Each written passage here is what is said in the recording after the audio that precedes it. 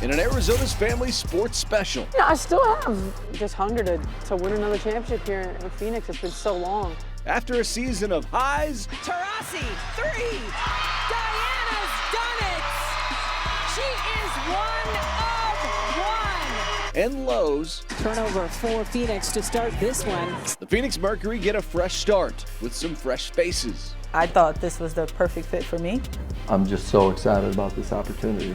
And familiar stars. From top to bottom, we're pretty much a brand new team, a brand new organization. Like there's no lag in between my body and my mind. With the WNBA poised for its biggest season yet. It's my 6th season. I'm getting old. Oh God, I'm getting old. The Mercury are ready to bring the heat.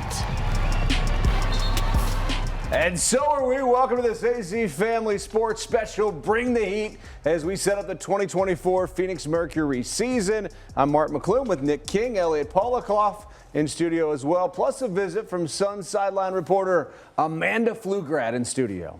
A new season, Mark, always brings a new sense of hope, excitement for any team, especially true for the Merc. New coach, new GM, bunch of new players, and even a new practice facility on the way. Everything about this team feels new in 2024 after a tumultuous couple of years. Yeah, despite a disappointing showing in 2023, there's also plenty for the X factor to feel good about.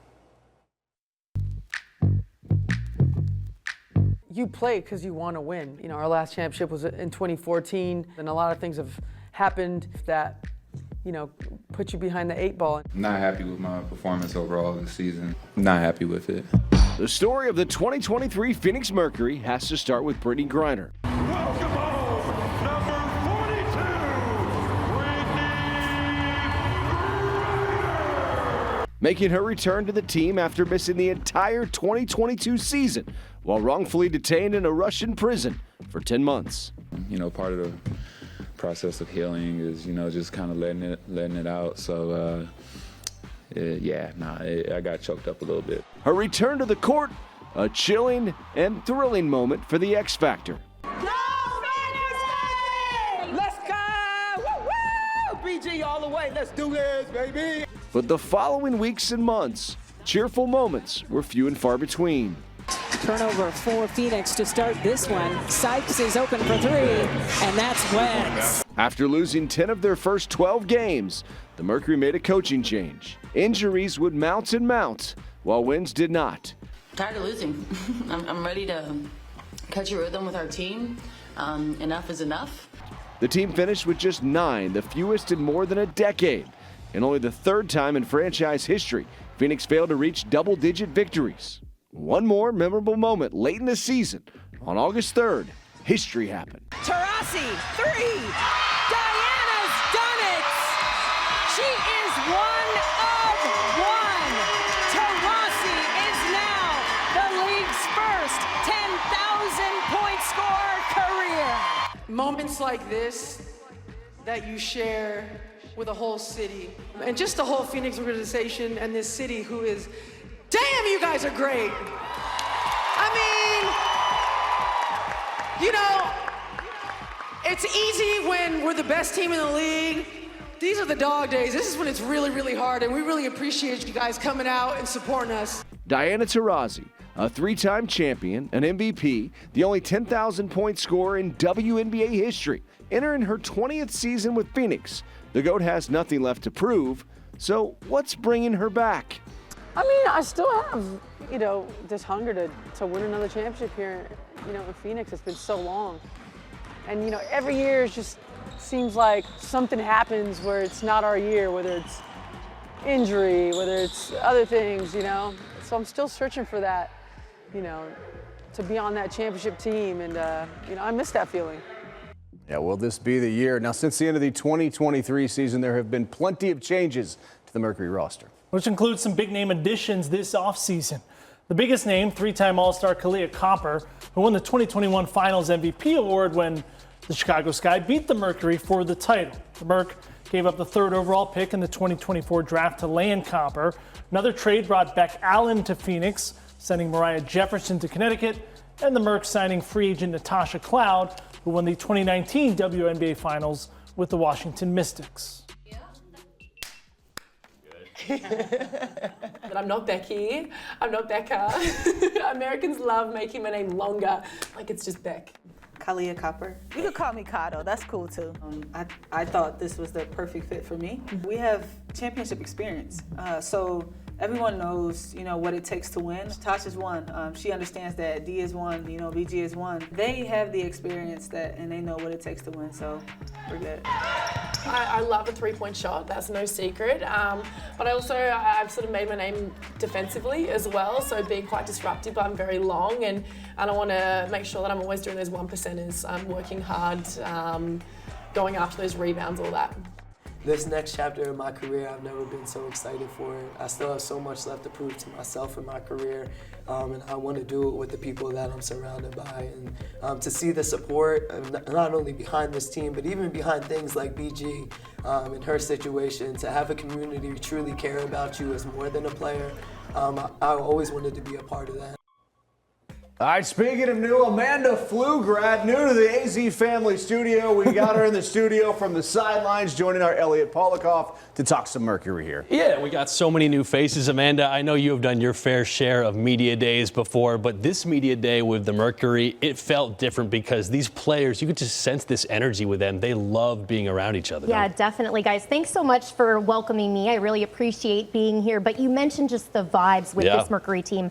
Really high. This group enjoys playing together. I was able actually to sit in on one of the practices right after media day, and you could just tell they wanted to get to work, but they were really over communicating with each other, offering feedback, friendly banter. You also have Nate Tibbetts on the floor getting involved in the drills too, which was really cool to see. Yeah, no, it's not too often that you see a head coach that's literally diving in, and it's cool to see that kind of back and forth that they have. Tibbetts, obviously, he's got a pretty unorthodox path to being in the WNBA, a long-time NBA assistant, but he really comes from a coaching background. His dad was a long-time girls basketball coach, and to see him take on this role and just kind of embrace everything, not just about the Mercury, but about the Valley in general, it seems like it's really been a refreshing thing to see. Yeah, refreshing is definitely that. They like each other. They enjoy each other. They're also playing with a chip on their shoulder. We have Sophie Cunningham discussing how they have that underdog mentality and how that's helping them this season.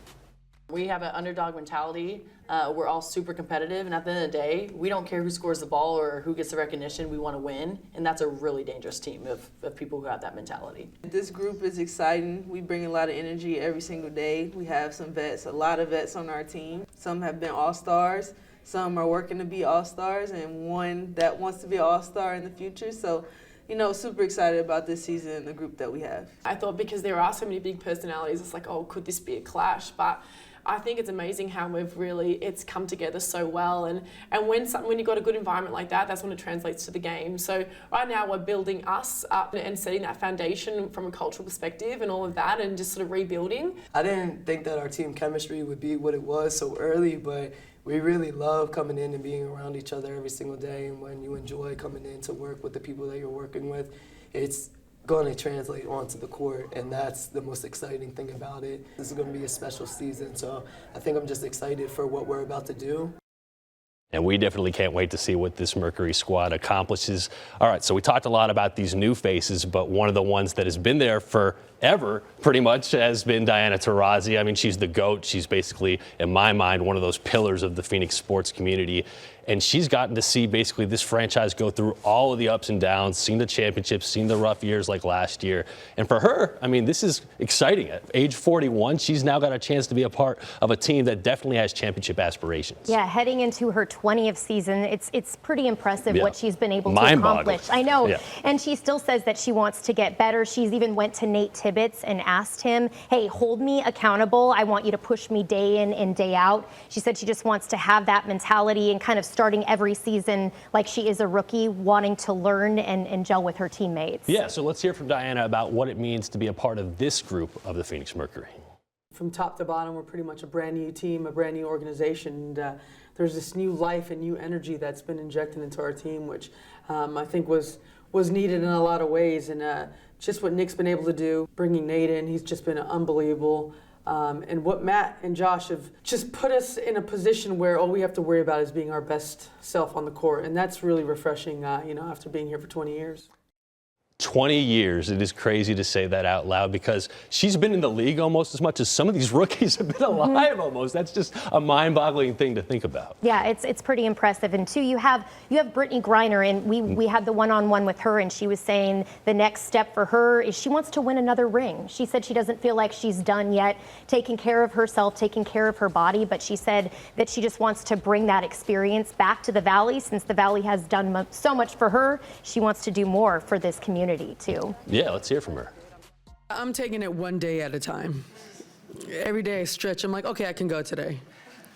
And I joke with BG all the time.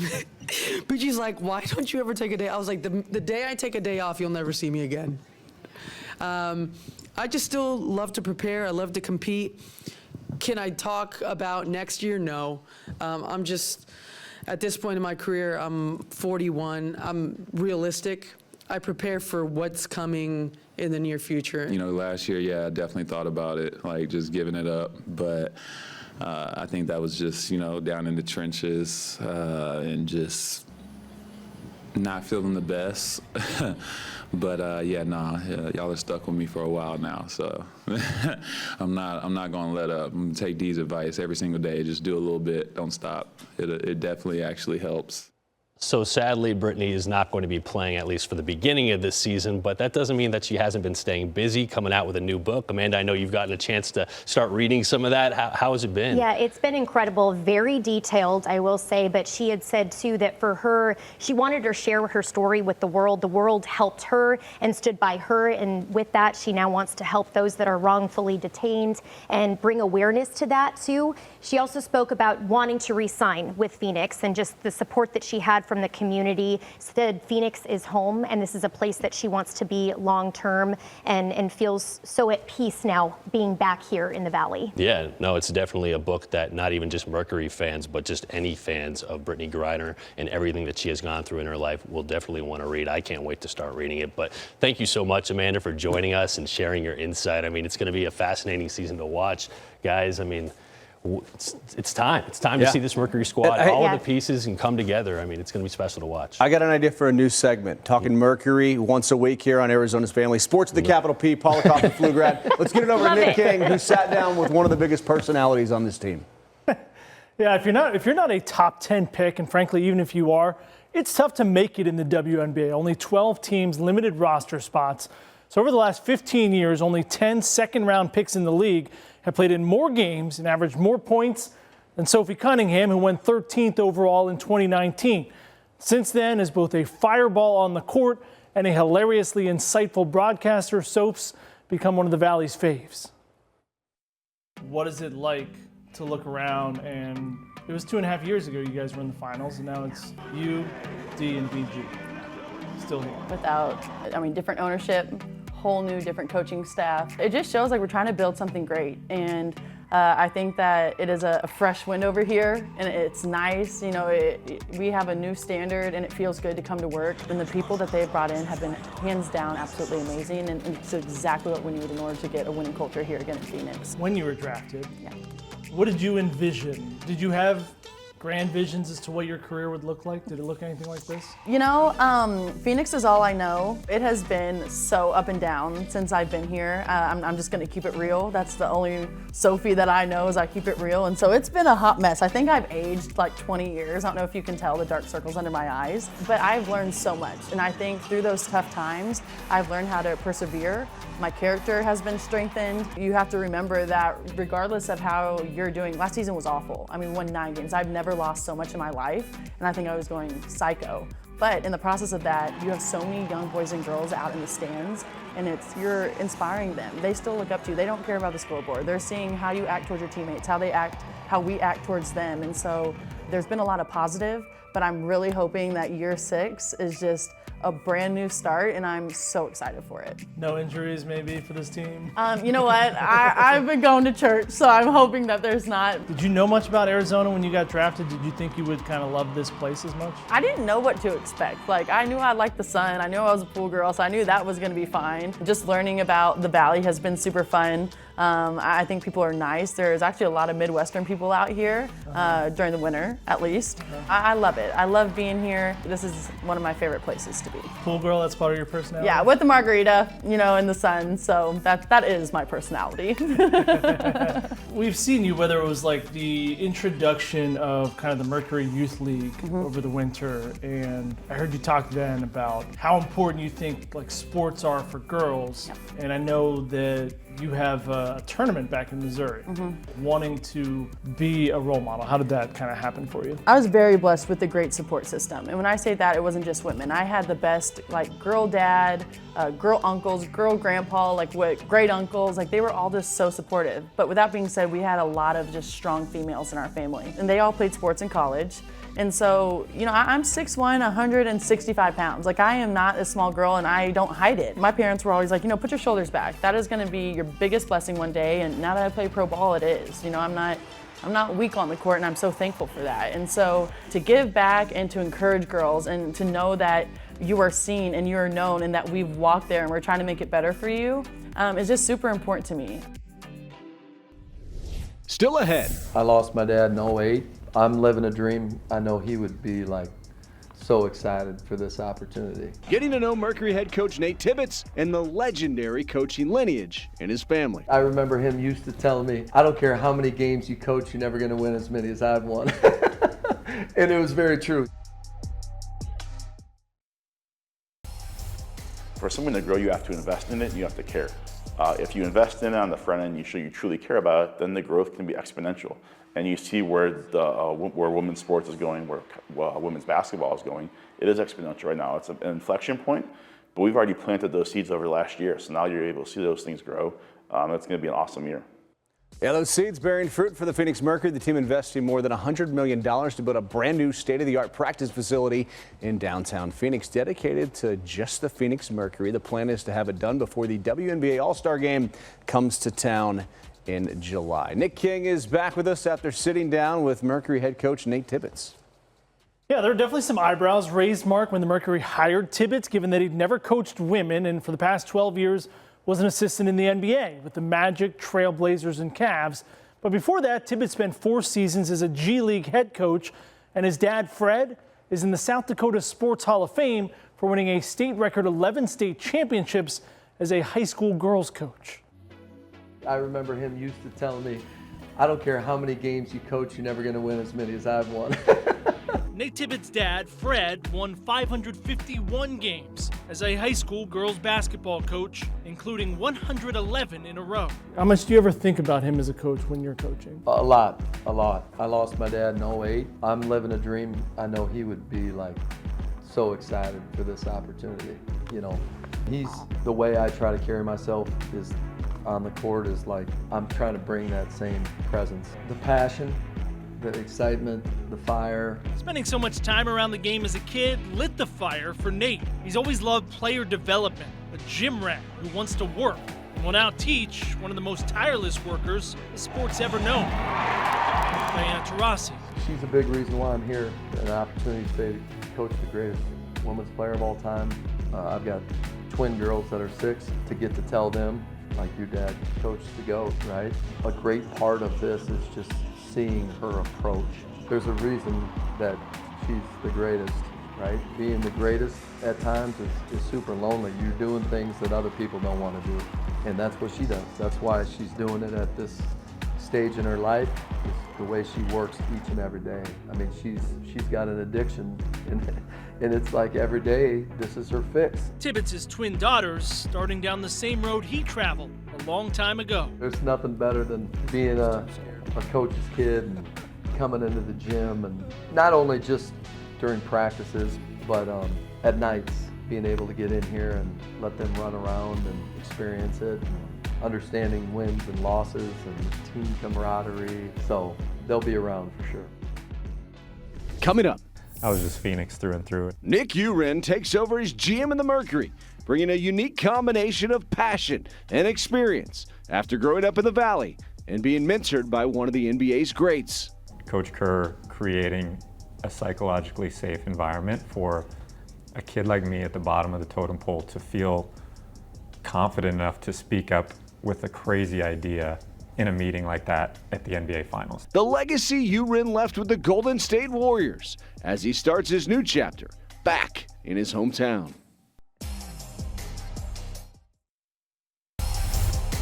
The Phoenix Mercury have a new general manager in 2024 with Nick URen taking over for Jim Pittman, who retired following the 2023 season after more than a decade leading the franchise, including 9 straight playoff appearances and a championship in 2014. URen, a Valley native, McClune High School grad, actually got to start with the Suns, but it was his time with the Golden State Warriors when he made a name for himself in professional basketball. It was a dream come true because I grew up living and breathing Phoenix Suns basketball, you know, and then when the Mercury came, like, loved them as well. So, like, I was just Phoenix through and through. A Phoenix kid living a dream in his hometown thanks to a chance encounter with an NBA legend. Steve Kerr was the general manager of the Suns at the time, and just was lucky enough to, you know, run into him. He's one of the few people that would he actually responded to my follow-up email. I think he liked the fact that I was from Phoenix, partly for his own conscience and guilt. He knew he was going to hire me as a possible intern, and he didn't have to feel guilty about, like, not paying me anything, and I could live at, you know, my mom and dad's living room. An internship with the Suns led to a job in the film room and a ladder to climb through the ranks. For me to sit in an NBA film room, get to cut up film for NBA coaches, we had Steve Nash, Grant Hill on that team, you know, like, it was intoxicating just to, like, be able to say this is where I come to work every day, and this is, you know, to have a key card to get into the arena and be there on game night. Eventually, he joined Kerr again with the Golden State Warriors, where URen had a crazy idea to start Draymond Green at center in Game 4 of the 2015 NBA Finals, ushering in the small ball era of the NBA. You've kind of been labeled as the architect of the death lineup for the Golden State Warriors. Yeah, I'm still riding that wave. Yeah. Like, do you still ride that? 8 years later, I'm still riding that wave. Do you get tired of it, or is that something you roll with? It's totally flattering. I'm honored to have been associated with that, but it's so much bigger than that story. Like, it's so much bigger than my contribution to that story. Coach Kerr creating a psychologically safe environment for a kid like me at the bottom of the totem pole to feel confident enough to speak up with a crazy idea in a meeting like that at the NBA Finals. To give credit to a kid like me after it works, instead of saying, hey, it was our staff, or it was me, or whatever. An inspiration for the kind of leadership URen hopes to bring to the Phoenix Mercury. I hope that he's become, as in his leadership style and humanity, I hope it's become second nature or somewhat ingrained. I'll never be able to totally replicate him, but he's the best communicator I've ever been around. He's an incredible mixture of humility, intelligence, care, and so certainly those are all things I'm hoping to replicate here, just in terms of treating people with kindness and fairness and humanity. Well, that's our show. Amanda, thanks for joining us, and thanks for joining us here on our special. You can watch the Phoenix Mercury all season right here on 3TV and AZ Family Sports.